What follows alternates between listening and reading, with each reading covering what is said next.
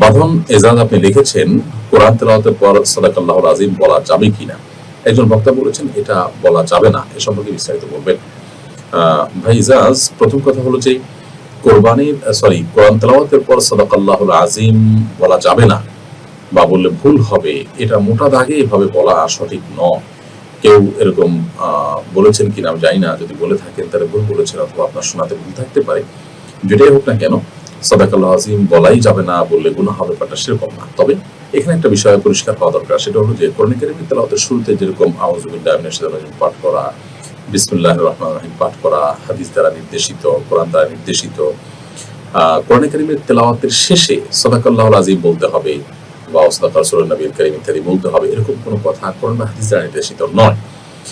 আমরা কোরআন কারীমের তেলাওয়াতের পর আল্লাহ সুবহানাহু ওয়া তাআলা সত্যায়ন করে বলি সাধারণত সাদাকাল্লাহুল আযীম, যে মহান আল্লাহ সত্য বলেছেন। অর্থাৎ দেখুন, আমি যা তেলাওয়াত করলাম সেগুলো তো আল্লাহর কালাম, তিনি যা বলেছেন আমি স্বীকারোক্তি করছি, আমি বিশ্বাস করি যে তিনি সত্য বলেছেন এবং তার রাসূল সত্য বলেছেন।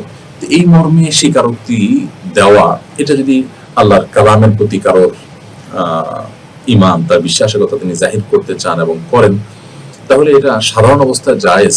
কিন্তু এটা যদি কোরআন তেলাওয়াতের সুন্নাহ বাণী মনে করে কেউ, কোরআন তেলাওয়াতের জন্য কোরআন বা হাদিস নির্দেশিত কাজের অংশ মনে করেন কেউ, তাহলে সেক্ষেত্রে সেটি আসলে নিষিদ্ধের আওতায় পড়তে পারে।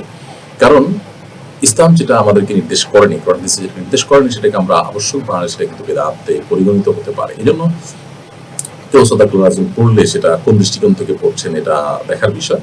আমার দেশে সচরাচর কোরআন কারীমের তেলাওয়াতের পর শুরুতে আউযু বিল্লাহি বিসমিল্লাহ পড়ার মতোই এটাকে জরুরি মনে করা হয়। তো এরকম জরুরি মনে করাটা ভুল, এটা আমাদের পরিষ্কার হতে হবে এবং সংশোধন হতে হবে।